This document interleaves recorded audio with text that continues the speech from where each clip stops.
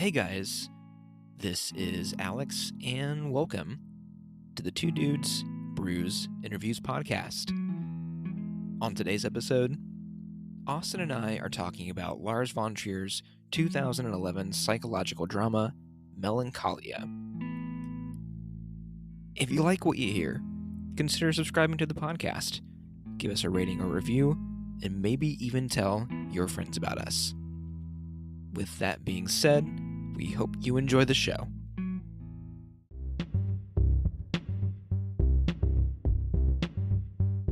Has anything been going on? I know me and you've talked a lot off the mic before we got on here.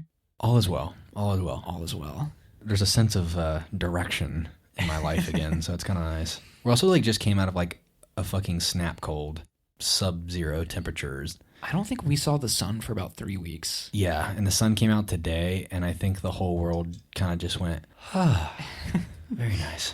I'm glad that happened before this podcast came along. Yes. I don't know if I could do a dreary day with this film. For many reasons, yes. Personal and podcast related. It was nice to have some sun and a decent weather. And it's making up for lost time because it was fucking bright out today. Yeah. Could not see a goddamn thing driving around. Had to use my sunglasses again, finally. Yeah. It's been a good day for a very bleak film. But before we hop in, we're drinking a Sour Ghost this evening. What is this called? Beat? Beat by Heart State Brewing, Ohio brewery. They are in Gahanna, Ohio. Gahanna. I have never heard of that. It's not a real place. It's fucking all lies. Drink what your heart desires. Yeah, it's a little bit of a tart. We weren't really going to go down this direction, but it's just light enough, I think. We wanted to drink Le Fin du Monde tonight. The gods work against us this evening. And in my mind, I thought we had the perfect reason to drink it. Because if you remember, the first time we ever drank Le Fin du Monde was when we talked about Another Round. And the filmmaker of that film, Thomas Vinterberg, created an independent filmmaking movement in the 90s with Lars von Trier. Mm-hmm. So I figured that'd be a nice tie-in. It's also an epic beer for, I think, will be like an epic film discussion in some way. As bleak as it may be. We're going places. Yeah. When we got to the store and they were sold out, there was on the label, empty spot. It's like, we only could be disappointed on this evening and this evening alone, and it'd be okay. That's our thematic tie-in. Yeah, you ain't kidding. This is good, though. Yeah, it is good. It's a little bit of cherry, a little bit of lime. I almost think we might have drank this before, to be honest with you. I couldn't tell you when and where, but... We've had a few from this place. Yeah. There's an orange creamsicle that they have. That's really, really, really good. Like springtime, I really like Pilsners, Kolsch, Radlers. I like the beer to have a little bit of salt in it for some reason right now, so it's kind of hitting the spot. And we got Coors Banquet on standby. Which I've never tried before, surprisingly. I think I've only had it once or twice, but we got the little bottles. I saw a Reddit thread recently where people talked about what's the most dependable beer for you, and I saw Coors Banquet listed a few times, so I felt good about buying it. Anything else to hit before hopping in? No, man. I think the stage is set for what ultimately might be one of the more interesting films we've done. I have a curiosity. I know that this is one film in a trilogy. Yes, a loose trilogy. Yeah, it's the Depression trilogy. One of the 3 trilogies that Lars von Trier has in his filmography. It's this film, Melancholia, followed by Antichrist and then Nymphomaniac. Is that correct? I think Antichrist came before this one. Okay. I've never seen Nymphomaniac. I really don't have any interest in doing so. That's a 2-part movie. Oh, yeah. 4.5 hours worth of von Trier. And I don't know if I could do it. I will tell you right now, when you recommended it, it came on a night that I was already exhausted. Yes. And I was like, this motherfucker's trying to kill me. This motherfucker's trying to send me all over the edge. I'm sorry. But I guess I was expecting something much different than what we got. What were you expecting? Not this. I think for me, I thought it would get off the rails more than it did. I thought actors would hit a range of bravado a lot more. But this film is there's a lot of subtle delivery emotionally, and we'll get there. But I found it to be hard to watch, but while doing so, I appreciate it a lot. But I also felt like I was dying inside. Really? Yeah. I like read a lot about the film before, like people's opinions on it and like how did the film make you feel, and like reading like Reddit posts on it, just like trying to get some general, because like I have no, history with this director or his work and any opinions on it. I know that you've seen some of his work and you've kind of alluded to certain things that I wouldn't touch with a fucking 10-foot pole. Steer clear of Antichrist. Yeah. I'll say that. It's not that I couldn't do it. It's that part of me won't be able to, part of me will always have to carry this around in some facet. Yeah. But there's some good in this movie to talk about too, I think. Like, I think we'll get there. I think we'll put a fucking ribbon on the end and fucking ship it out the door, but... Were you expecting, like, anything violent or graphic in this? Yeah, I kind of was, to be honest with you. I thought we would go in a route that... I thought there would be violence or gore in some facet. Knowing that pretty much anything could happen, given the director's filmography, there was a lot more room for things to get more fucked up than they were. It toes a very fine line. Like, once you get into that, though, you're looking at, like, a fucking Serbian, It didn't get that crazy. Von Trier really isn't that kind of director in general. I think the reactions to films like Antichrist and Nymphomaniac, they kind of overshadow the rest of his filmography in a weird way, where he's usually just depressing in general. It's usually like really tragic stories, but most of the other films I've seen by him like don't really have on-screen violence in that way. It'll just be really heavy subject matter. Yeah. There's a lot that we have to unpack here. Like, the film is split into 2 parts. Yes. Which was something that I didn't really expect. I read that, okay, the film follows the 2 sisters and you kind of get both sides of a story. But when the second part started, I thought it was prior to the wedding. Really? At first. Yeah, at first. But then it took me a minute to catch on that it was literally like the following couple of days. And so it's strange, man. It's strange. Where do you want to start? Oh, God. Where do you want to start? You take us there. Oh, God. Was there anything about Von Trier's style that was surprising or unique to you? Just because it's the first time that you've seen something by him. So I think, like, the opening of the film would be probably a good place to start. Yes. Because at first, I thought, like, I was looking at still images. Once we were in it, I was like, how do we get out of this? I'm like, because it, like, definitely is very self-indulgent in its opening. I love it, actually. Yeah. Don't get me wrong. I thought it was fucking beautiful. I thought we were going to get more of that throughout the film, but same. I kind of attributed it to setting the stage. Like, it felt like a play where I thought, okay, these moments are going to happen in the film, and this is like cuts of the film at the beginning that we're going to actually go through scene by scene eventually. And I was kind of waiting for that, which it didn't happen. Not literally, at least. I think the color theory in this film, while it's like an extremely muted palette, I think is really, really nice. Like a lot of blue-green, cool tone, gray. And this is outside the wedding night. Like, that's a lot of warm color. But in general, I thought the opening of the film, how are we going to navigate this now? You know what I mean? Like, because it goes on for like a good 3 to 5 minutes, I would say. Yes. 3 to 5 minutes of just the slowest motion filmmaking. And I was curious, like, I'm like, was this done on like a super slow-mo camera? Like a fucking, like a big $20,000 slow-mo camera? Because it felt like... It had to have been. It felt like AI generated, like a still image, like being added on with movement over top of it.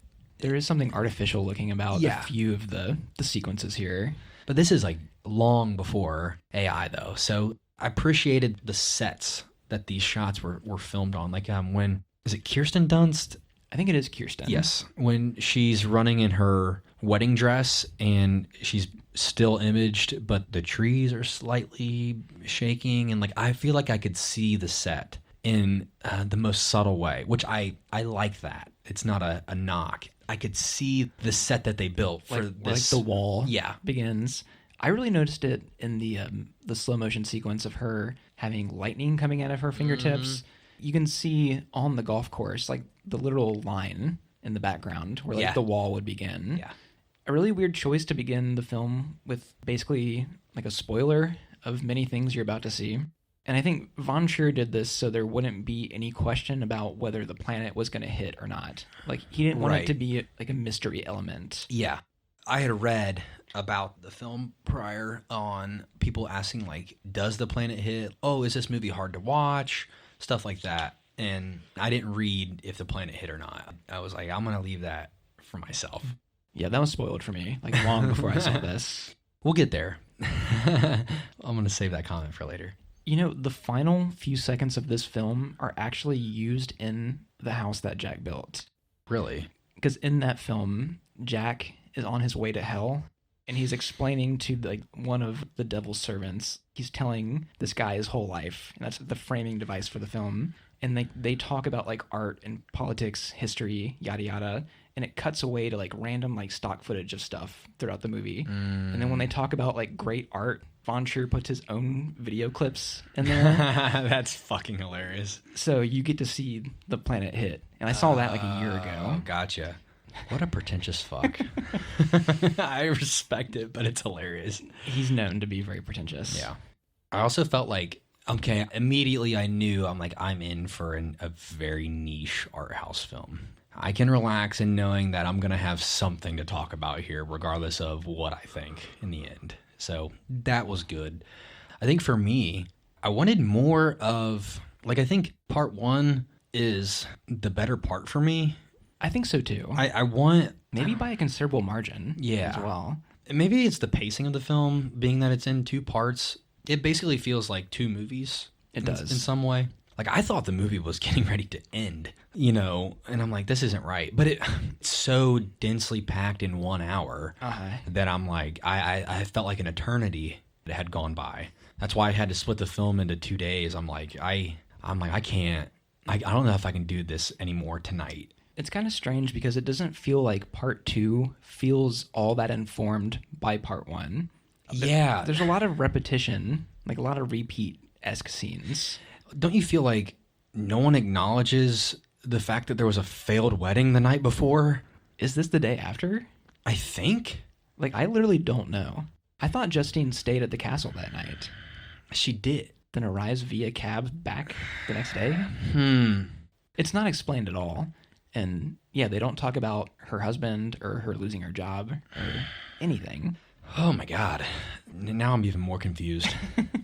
The thing that gets alluded to in the beginning of the film, though, when they're arriving at their own wedding party, is that there's something in the sky. She's paying attention to the stars in the very beginning of their wedding. In a moment that I found to be a bit heavy-handed. Yeah. Like, who just... Like, they're walking up to the castle, and it's like, oh, this star I've never seen before. Like, it feels like this must happen for script to keep going. Yeah. Type thing. That kind of confused me in the way that I'm like, okay, this is setting up the planet, but like the planet doesn't really get set up until the second part. But there's also like images that in scenes that allude to her getting away by herself, like staring up at I thought was the moon. I don't know. It's strange. It's not unusual for the dialogue in a Von Trier film to feel like it's just telling the theme to you. It's very surreal. Let me put it this way. I'm reading another Murakami book. His books are very surreal, where you would probably like it in that way, where the characters kind of just have these inner monologues of like really deep philosophical thinking about an event that's happening right now. Yeah. Like it's like this very heavy-handed over-explaining of like thoughts and feelings in regards to this situation. Like the situation doesn't just happen. It's like, this is happening and this is how it makes me feel. It reminds me of the time when we were 12 years old and I could smell the juniper in the air. Like all this overindulgent dialogue really fits well in these surreal settings. So it's dreamlike. You can kind of get away with conversation. Doesn't need to make a whole lot of sense because it's trying to serve a theme. The film is already indulgent enough. To make the themes work, you have to suspend your disbelief in a lot of things. Mm-hmm. Like things don't need to make sense. Like where are like the news broadcasts? Why isn't the ocean like evaporating off the planet surface? Like in this movie, it feels like this castle is the only thing that exists in the world. Right. Like we don't get outside of that whatsoever. I also have like deep questions about the nature of Justine.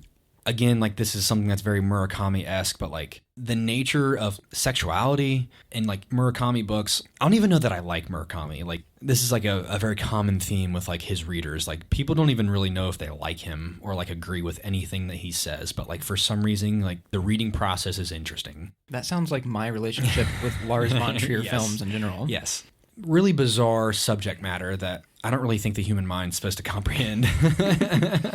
But it stays with you. right. And there's something about that here, where like a planet passing by, or literally Kirsten Dunst, her character on her wedding night fucks some random This Tim guy. this little Timmy boy. Who looks like I could go down to the Shell gas station and meet a Tim. Yes. Like right now. Yeah.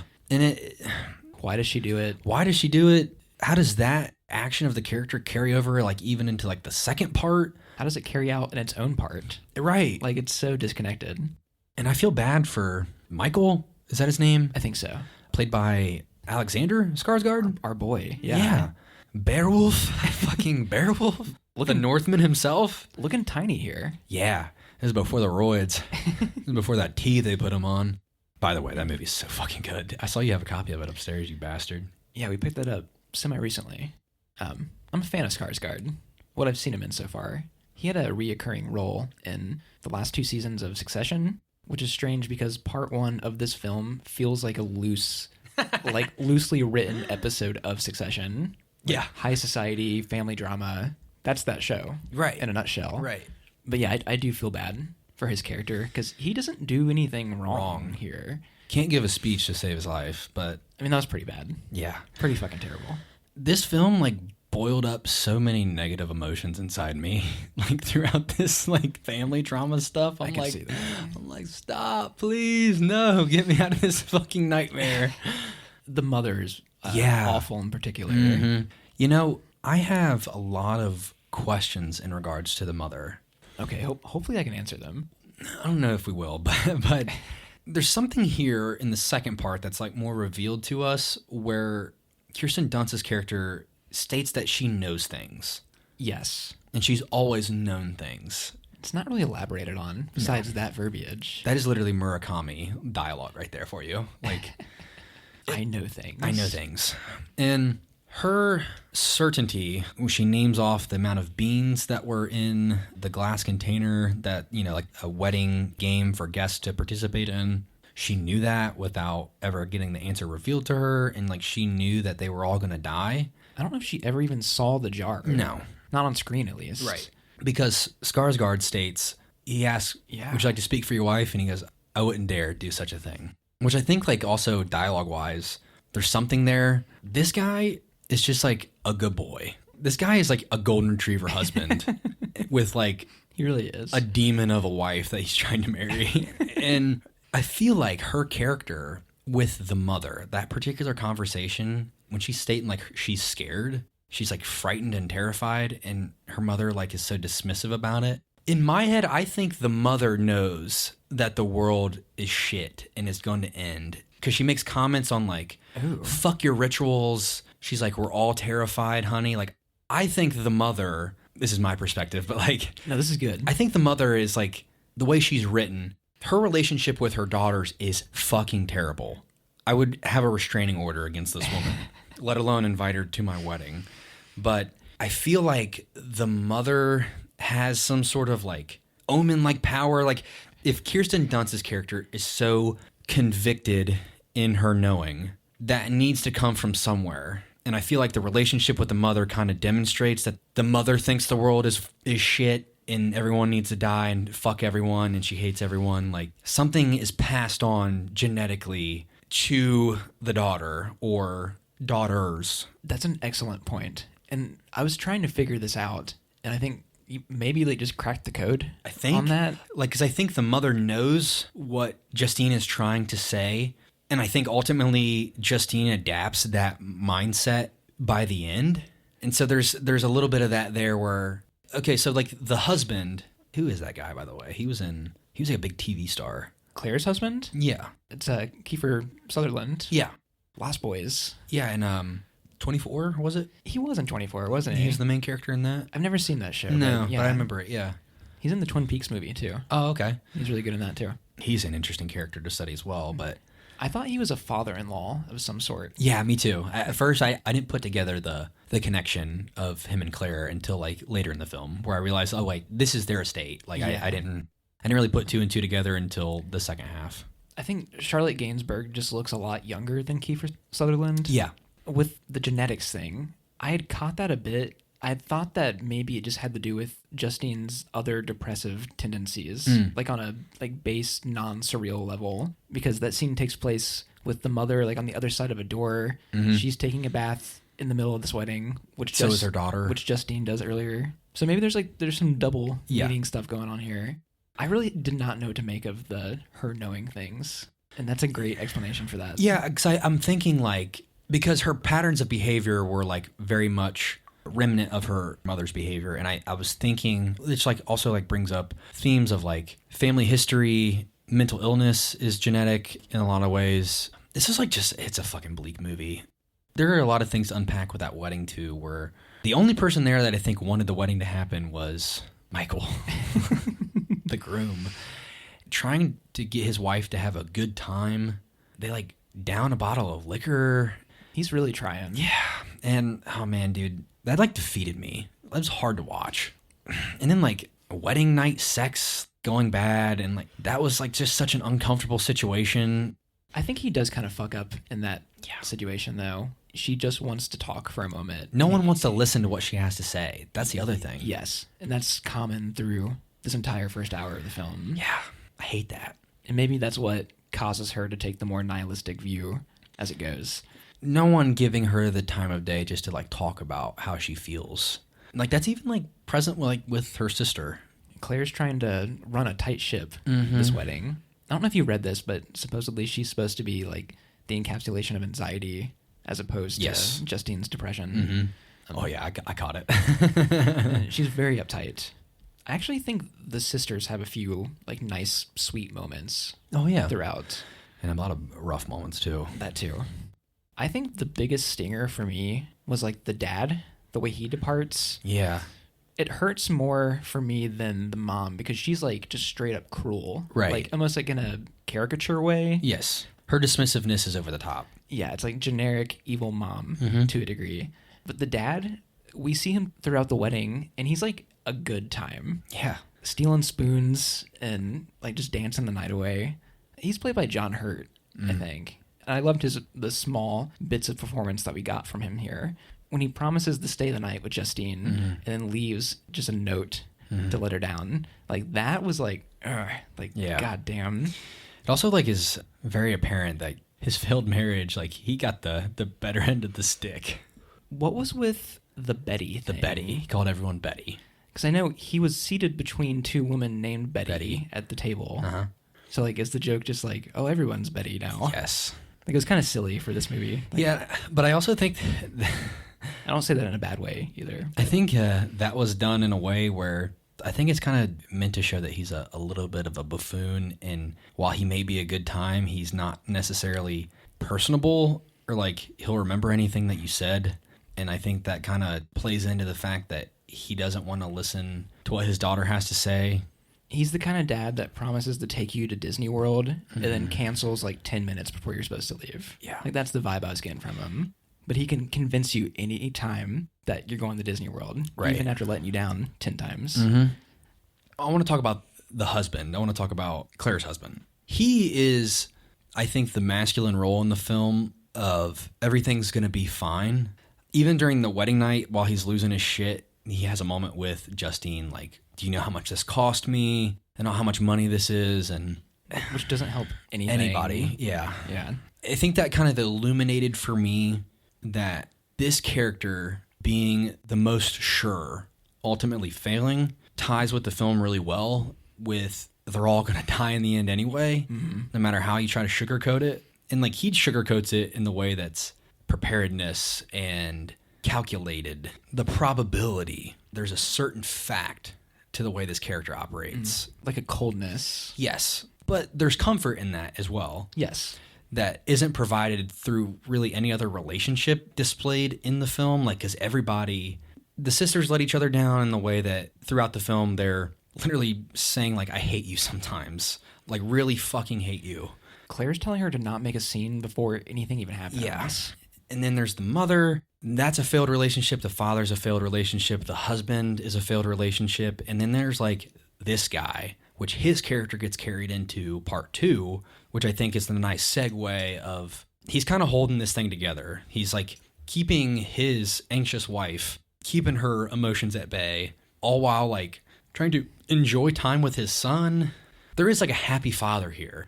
I enjoyed his character in the second half, once the pressure was off. His character you get to see the most into, that's at least the most straightforward throughout the film. I think that's why he's an easy rock to, like, hold on to. Where, like, everybody else that's rotating around him is, like he said, fucking insane. Is everybody in your family fucking batshit crazy?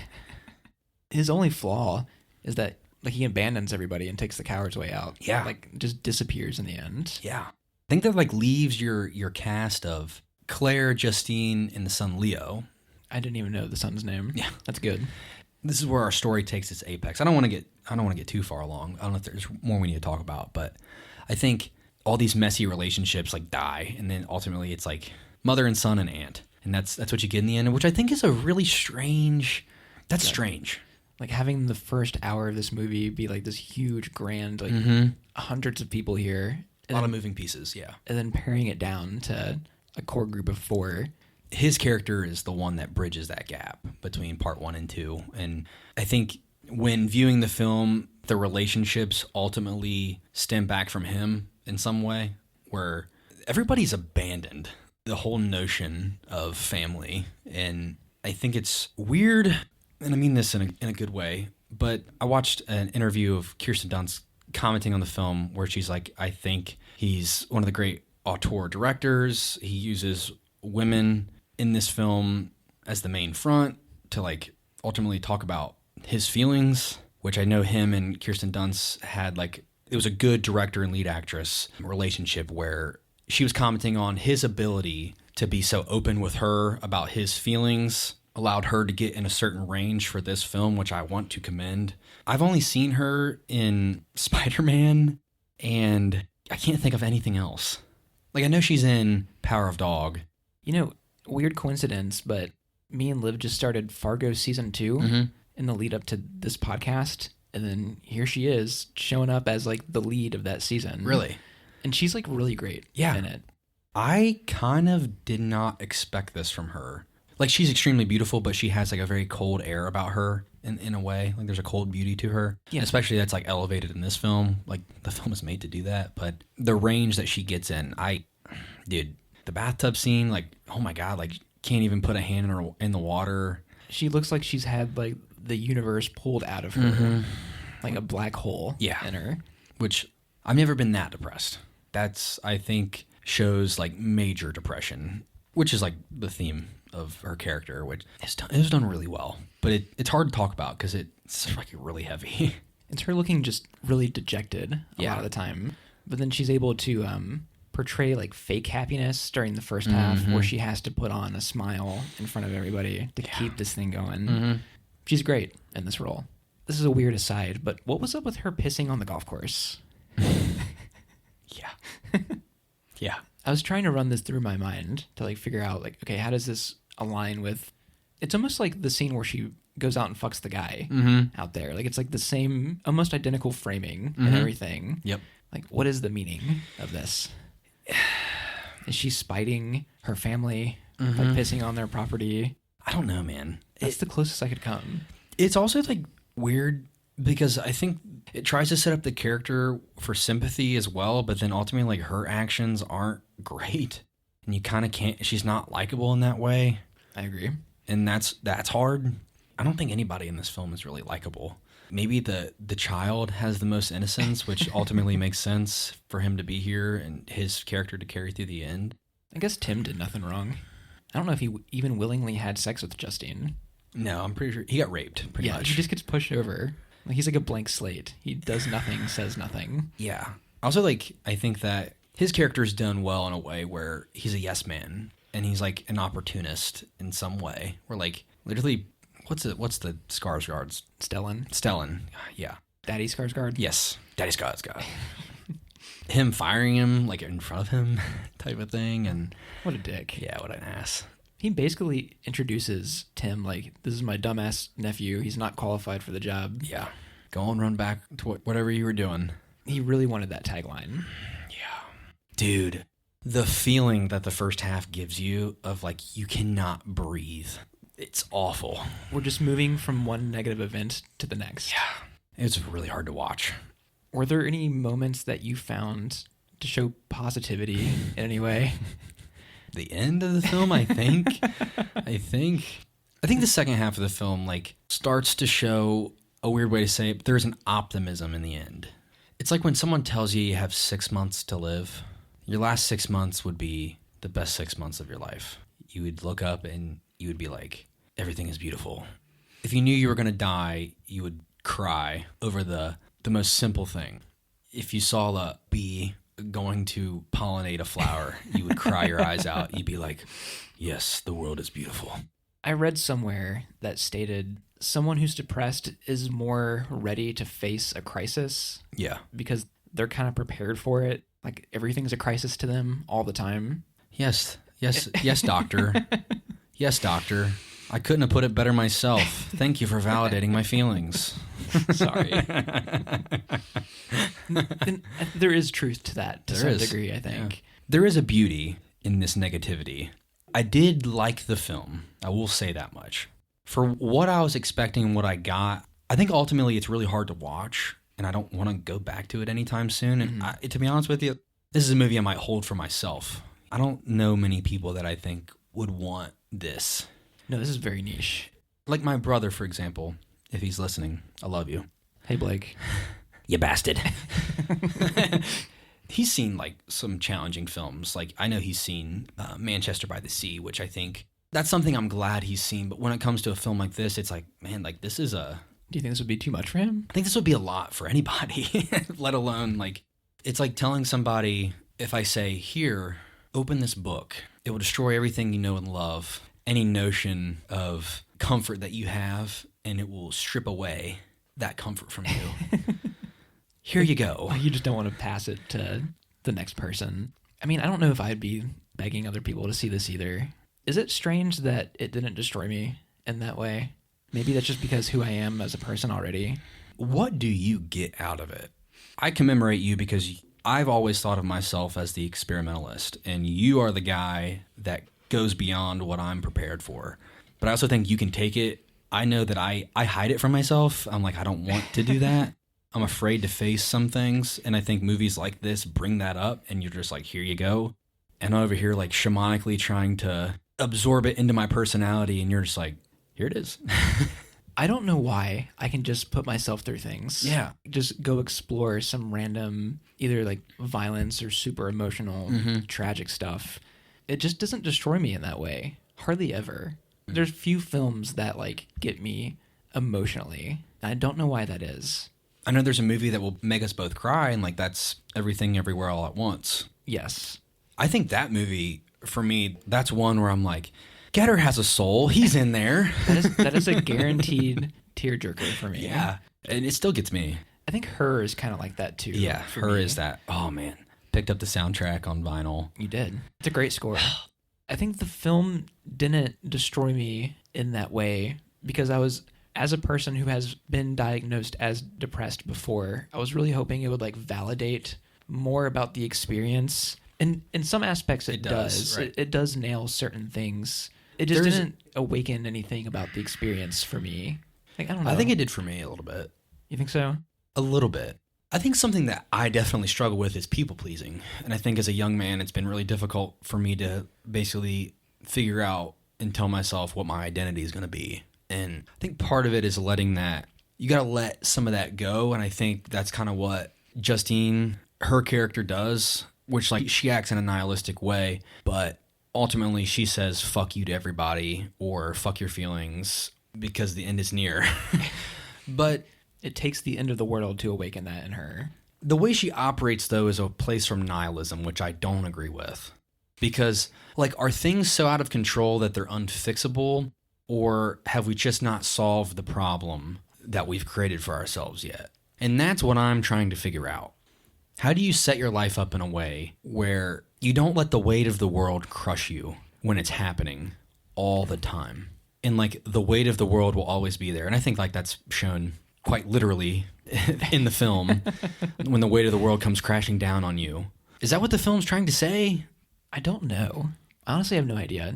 I know that von Trier as a person is incredibly depressed, and I think he does somewhat have a nihilistic view on life. In these final scenes with Justine being nihilistic, to me it felt like von Trier like literally speaking through the character. I don't agree with nihilism whatsoever. Like, I can be a cynic. Like, I can be pessimistic about many things, but it's never down to that level. Like, no hope. The weight of the world, it can't be that heavy. There is like beauty in everything. Like the weight of the world cannot be like, there. It doesn't like overshadow the polar opposite side of that.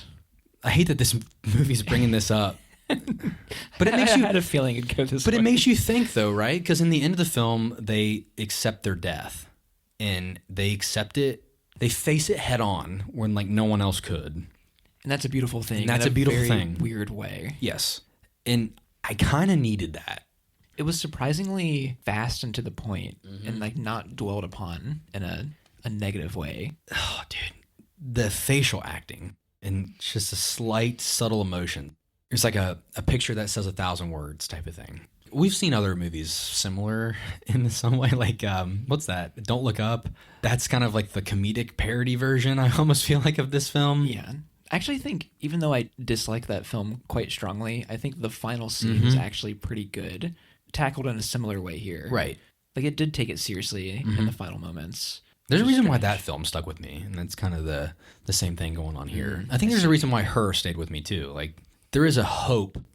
I think what this movie and Don't Look Up, like, Don't Look Up kind of ends on, like, a funny note of watching the elites get eaten by a fucking... like a bird. And like an after-credits scene, right? Yes. But this film strips down all the negative bullshit down to, like, this beautiful display of human spirit, even though it's like one of the most brutal ways to get there, where I think like the final moments of this film kind of just show what it kind of means to be alive and ultimately face death. I think you're improving my enjoyment of the film so much. Like, I came into this podcast thinking that it'd be a good to slightly mixed to review. It's just a heavy movie. It is. Which I think you could easily view it that way. Maybe I had a hard time processing like what makes this so unique. Right. The way that it tackles its subject matter. You sent me on quite the ride there. I'm sorry. Me boy. I should have expected it. Sometimes I like... Forget. Not that I forget, but it's like when I initially recommend it, I'm like, hey bud, we're going to go down this path. And then we do, and it's like an unexpected journey. Yeah. I have autism for sure. Yeah, I don't know. I don't want to watch the movie again at all. At all. Most von Trier movies are not repeats for me. We didn't even talk about like the beautiful shots and we just like ranted about the whole. I think the technicals are interesting. It's going to be hard to move on to this kind of stuff after what we just went through. I'm sorry. It's okay. So much for that structure. This is the podcast. Yeah, you know it. What did you think about how at the beginning of the film we go through this like extremely artistic slow motion, these painterly sequences, and then when we cut to like the actual film, it's handheld camera, and like jump shots, like really skippy edits, really shaky camera movement too. Even like on like the panning shots, like the stuff outside where you're getting to see the moon and Melancholia suspended in the air. Even that is so rough. It's beautiful, don't get me wrong, but I can't help but feel like, hey, why didn't somebody put this thing on a tripod? I think that's just his style. Yeah. I think that's something I really disagreed with. You think so? Yeah, because especially with the beginning of the film being extremely painterly, you even get like paintings that were in the books in the library opened up. You even get that in the beginning, like to even quite literally state you're looking at a painting, which I am a huge fan of fine art. Me and Elizabeth went to the art museum, and like we have so many coffee table books, and it's a deep passion of mine. And to have that at the beginning of the film is like, yes, like this is going to be fucking sick.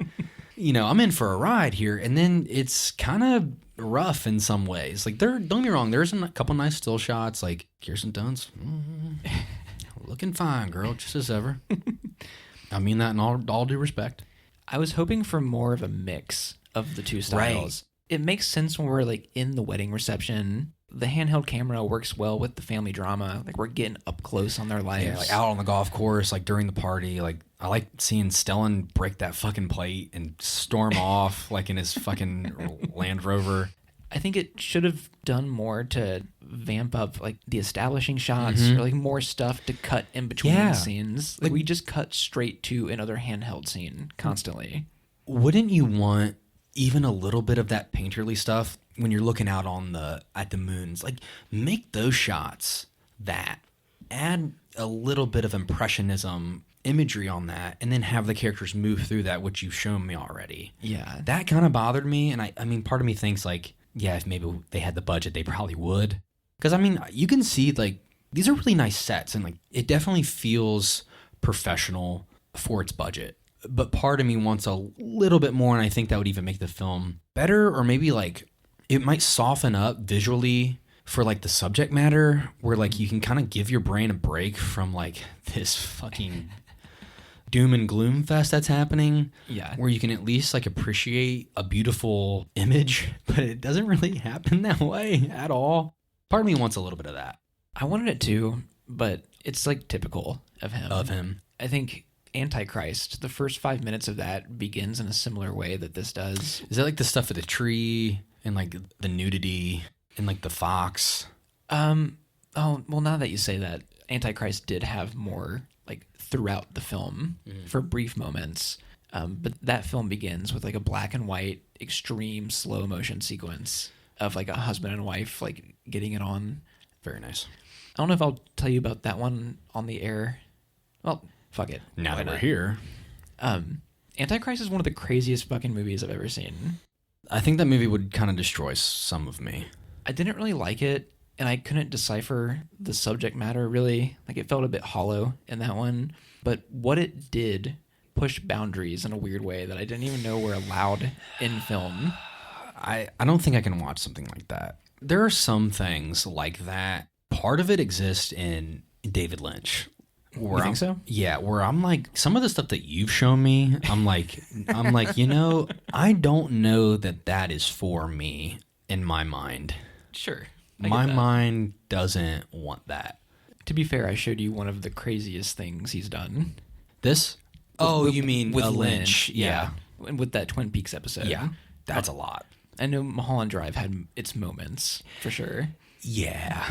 He's a strange guy. I mean, he's a strange dude. Part of what's tough for me as a person, is even watching something like this, is the empath inside me. Yes. Trying to absorb everybody's emotion. It's a lot. It's like a battle. I get that. And I don't think I need that with like religious imagery, and like, that's not good for me. I mean, the things that shocked me about Antichrist was like, it featured full penetrative sex in a scene. Yeah. Genital mutilation. Yeah, I can't. Like, the stuff like that, man. I have a strong stomach for that kind of stuff. Like, even when I watched it, like, I wasn't, like, hiding behind my hand to not see the image. Like, I sat there and watched it like any other movie. But it's just, like, I walked away knowing, like, yeah, that was, like, really fucked up. Like, I didn't really get anything out of that. I can't. Kind of hated it. Yeah. There are things that the mind should not see. But, like, with the shaky handheld camera stuff, all his movies are shot like this. Yeah. He comes from a certain mindset, being a 90s indie filmmaker. I know I brought up, like, Thomas Vinterberg earlier. The two of them created this movement called Dogma 95. Which you've talked to me about, yeah. And I was, like, reading through the rules last night. Like, it's, like, very restrictive filmmaking. Like, shooting must be done on location. Props and sets cannot be brought in. If a prop is necessary for a story, it must be found in the location where they shoot. Like, no dubbing of sound. Cameras only can be handheld. Makes sense now. No artificial lighting, like that kind of stuff. Like, extremely stripped down. Which, ironically, like, Von Trier has actually never followed the rules of Dogma 95. He breaks at least one in every film. And I think he breaks all of them in this one. The Celebration, is that Dogma 95? It's pretty close. Okay. I've been wanting to see that. I have been too. I've been like really thinking about picking up that one during the next Criterion sale. That's a movie I want to see for sure. Piss break. I don't know if I have that much more to add to the film. I think I got one more thing to ask you about. I'm not even sure if this is like legit or not, but I read some theories about how one of the halves of this film like might be a dream in some way. I know this is like the Mulholland Drive take. Of course, there's always a theory. I love theories about films, even if they're ridiculous. You do. I love that you do. It always makes for a good runaround. The only reason that I slightly buy into it to a degree is because there are events that are mirrored between the two parts. Like things repeat. I think the biggest one is when Justine's trying to leave the property on the horse and it won't let her cross this bridge. And then when we get to part 2, Claire tries to escape and like the car just randomly dies at the exact same spots. Justine taking a bath in the first half and then like her bath scene later on. Like I feel like there's like a few scenes that are mirrored that could show that one of these sides of the movie is her imagination to some degree. And I don't know which one would be which. Right. I think maybe the first part would be more the imagination. I also feel like the second part being more focused on Claire, kind of... It's an outside perspective. Yeah. Justine's character in the second half is so much more stripped down. And I also think Claire is more uniform throughout. She is. Both parts. And so maybe the absurd nature of the first part, and also I feel like the events in that front half are her actually expressing how she feels through her actions rather than her words, because she's never allowed to express herself. So like, is that the subconscious mind, you know, the dreamlike state of like everything that I've built up for myself I hate, this is my way of gaining control over it in this dream setting, like fuck my husband, fuck my job, fuck this kid. That's a good point. There's something triumphant about her self-destruction. Right. But that's the front half of the film where I almost think if you put the first part behind the second part, after the second part, then you would view the psyche of Justine and after they're already dead, like this is her mind that she's processed. This is what she's letting go of in this life before she dies. Her father, her mother, her husband, her family, her own emotions. She basically, they sever all of these quote unquote meaningful relationships that her life has basically revolved around. And it strips her down to like just one person at the end of the day. Because like at the end of the day, it's just you, man. That's a great point. Only you will go when you die. You know what I mean? No one else is coming with you. So it's just you at the end of the day. I think the only reason why I entertain that theory at all is, for one, the scene with the bridge between the two halves. And we kind of brought it up earlier, but there's something really weird about Justine arriving at the estate 2 times. Right. And like they couldn't be like more polar opposite from each other. The first time around, we get this cute scene with her and Alexander Skarsgård like trying to park the limo. Yeah. And she's the one that gets out and like takes the agency to actually do it. But in part 2, she like can't even get into a taxi. Like she has to call Kiefer Sutherland. And can't get up on the horse. Yeah. In the first half, she's more competent with the horse. Oh, this is, oh God, what's his name? The horse's name. Oh, I can't remember. For some reason, I want to say Clarice, and I know that's not right. Clarice. I got Silence of the Lamb flashbacks. Hi, Clarice. Literally, one of the guys I work with, the motherfucker that beat me in arm wrestling, that I will win. He answered the phone the other day and he said, "Hello, Clarice." And I was like, wait a second, what? I was like, you motherfucker. I was like, you can't do that to me. I'm trying to sell this person $12,000 worth of car work. You can't have me thinking about Silence of the Lambs. I honest to God could not tell you the name of this fucking horse though.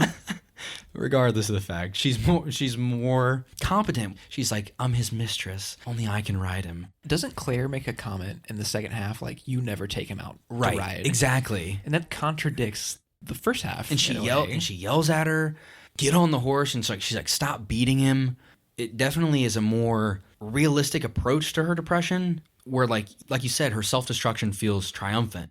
Even with what she says in the beginning of the film, Claire to Justine, like, let's not have any episodes.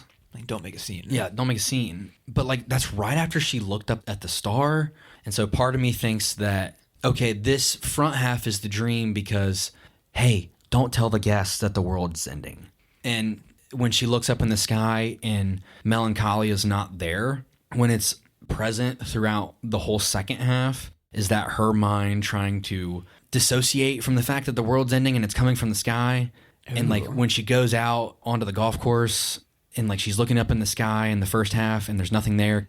You know what I mean? There's something there. This is like it's like the grandpa and the grandma at the beginning of Mulholland Drive, and you know, it's kind of like that. I brought up earlier how heavy-handed I thought it was that she even points out the star in the first place. Right. But that might make sense if like she already knows about it in this other version of events. Right. Now, I don't know if this theory like changes the film dramatically for me, but it's like an interesting way to look at it. It's also like that theory makes the first half of the film not so rough. When you can kind of like, oh, let's frame it in this way where it didn't really happen.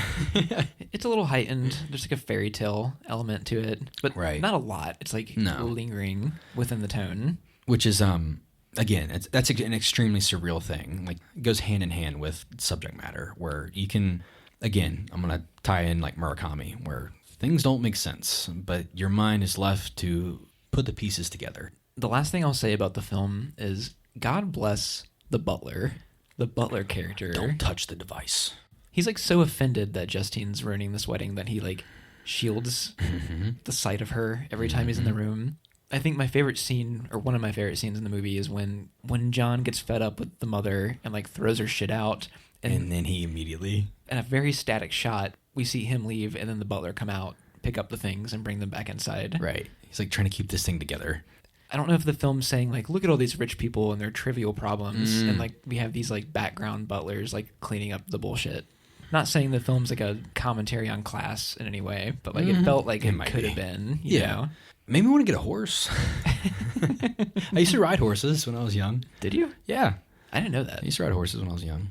Is there such thing as a horse boy? Or do they just call them like cowboys? We're cowboys, motherfucker. You don't speak like that. How dare you? How dare you come into my home, my wife make you dinner, and you're calling me a horse boy? That was like communist talk. Horse boy. You fucking commie. Is cow any better? A horse is cooler than a cow. Cows are cool. I'm not saying I dislike cows. Homie, I grew up on a house next to cows. You did, didn't you? Yeah.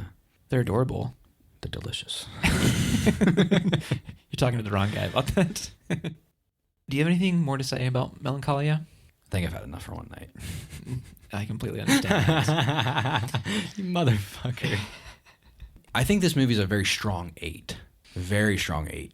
I think going into the podcast, I was thinking like light 7. Yeah. And something about the conversation, this always happens, it unlocks new things about the film for me mentally. I'm right there with you. I'm going to go with around a solid to strong 8. I don't think the film does enough here to feel like a masterpiece. Maybe not yet. I think something that's going to be interesting moving forward in the next 20 years or so is to see how film develops. What kind of art house films are going to continue to be made from here? And like, you know, newer young directors, even younger than us. I want to see how this influences that in a way, because I think while like I've seen plenty of art house films, I don't think I've really seen anything that like takes this subject matter and like puts it on like full display in a somewhat bare bones way, but dressed up real nice. Like there's something strong about the dialogue here that like we didn't really comment about, but like I feel like the script for this film is really tight for how dreamy and loose it is. I completely agree. Everything that happens throughout the film, as wild as it may be, is tied together really tightly with our character interactions where they feel genuine in a way that's like turned on to 10. So there's something to be said there. I'm glad that we finally talked about Von Trier after me giving you bits and pieces over time. If you were to go farther down the road with him, the only other film I can say that I like near this level, I actually like it a bit more than this one, but Dogville. I've heard of, yeah.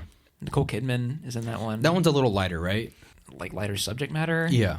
It approaches dark subject matter in a lighter way. Okay. Like that one has like a legit fairy tale feel to it all the way through. Okay. Have I ever told you about that one? Not really. I don't think I've heard of it though. I know what it is.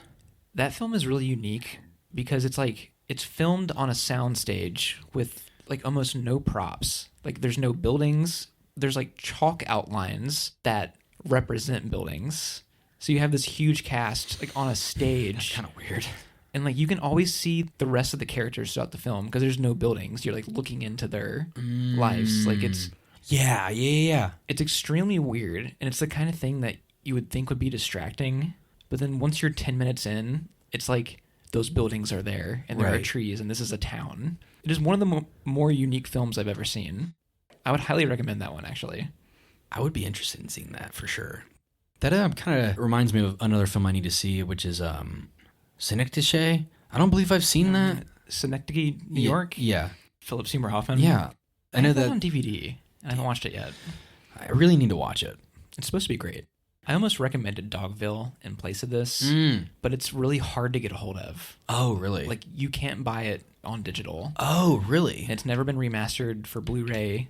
DVD copies is all you got. Oh, okay. I picked one up recently. Finally. You motherfucker. You'll have to let me... Do you have a way to play DVDs? Yeah. You do? Yeah, I have a Blu-ray player. Maybe that was like when you were living at... Yeah, no, I do now. I do now. If you ever want to borrow a movie, hey, I got many. I got movies that I have that I need to watch. I need to see like Shin Godzilla that I picked up and like all these Criterion films that I have. We just watched Life Aquatic, by the way. How was that? It was really good. But it's also a Wes Anderson film, and I think I went into it wanting more than Wes Anderson. But I think in the end, I still really... I think Set and Setting, that is his strongest film. Okay. I truly believe, after watching that it might be my new favorite. I saw Willem Dafoe's Criterion Closet episode, and he picked it up. Yeah. And he was like, if you haven't seen this, I highly recommend it. If you're a fan of Wes Anderson, you need to watch this. He's like, it's a really weird one, but I think it's tied together really nicely at the end. And that, I'm like, he sold me. I'm like, if my favorite actor, which I think he might be, by the way, Elizabeth said, Willem Dafoe's like your favorite actor. I'm like, fuck, she's right. He is my favorite actor. He's really up there. He's so fucking cool. He's the coolest. He's guaranteed to do something interesting every time he's in. Every time. And I do think it's my new favorite. That's one of the only Wes Anderson movies I haven't seen. I have Moonrise, too, that I haven't seen yet, and I know you like. Yeah, it's a good one. I've seen like almost everything except for Life Aquatic and the Darjeeling Unlimited. Is that the first film they did? This one's a bit later down. His first one's Bottle Rocket. Yeah, with Owen Wilson and what's his name? Other Wilson. Luke Wilson, yeah. Yeah. I don't know if I cared for that one, really. I've seen Rushmore and Royal Tenenbaums, like all the early, more grounded stuff by him. I still haven't seen the newest one. Asteroid City, and there's another one. He's got 4 short films that came out on Netflix. They're all like 15, 20 minutes each. And supposedly they're good. I didn't like Asteroid City. Yeah, I remember you saying something. I know we're off the rails here, but Austin, it is your turn to choose what we're doing next. I'm interested in hearing what it is. I feel like we have done such heavy subject matter with this film that I need to lighten it up. And part of me wanted to do like Braveheart tonight really bad. And I was like, no, that feels like a late spring, early summer type of film. And it's heavy, it's a historical drama, and I didn't want to pull that card again, and I kind of wanted to go with a film that's like really out of the box that I don't think we've really talked about much, or at least maybe it's been a long time since I've talked about it. Maybe I have mentioned it recently, but... Is it something I've seen? I think you've seen this. This is a film that lives in my head rent-free with some of the one-liners in it, and a film that I love because it reminds me of my brother and my dad, and like it's cool as fuck. Okay. It's Kick-Ass. Oh. The like R-rated comic book inspired action comedy. Is it Aaron Taylor Johnson? Yeah. I have seen this, but not since it like came out. Yeah. I want to talk about this for a lot of reasons, and I kind of wanted something funny but cool at the same time. Oh shit, we get to talk about Nicolas Cage. Oh my god, I can't wait. You have no idea. Dude. We haven't gotten Nick Cage yet on the podcast. Dude, this is one of the funniest fucking movies that's ever been made. Nick Cage is my favorite. I can't wait. Oh my God, dude. I can't wait to talk about it. I have like a faint sketch in my memory of certain parts of this movie. Oh my God. Who directed this? Is this somebody known? I like legitimately almost want to say, not Zack Snyder, Matthew Vaughn. That's familiar. Kingsman. He did the Kingsman. Oh, he's got that new movie that's not doing too good right now. Argyle, yeah. I think Kick-Ass is like considered his best film by a wide margin. There's a lot of reasons I want to talk about it. Art direction and comedy and parody, and we haven't gone into like the superhero realm in forever.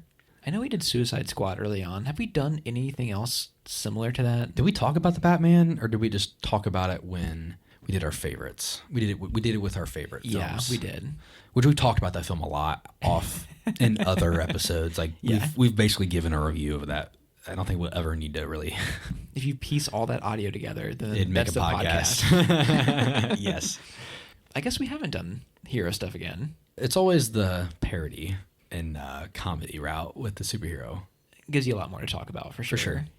That was really good. We kept it like nice and tight, and we're gonna wrap up and we're gonna jam and listen to some good tunes. As always, if you could do me a humongous favor and end this night for us. Adios.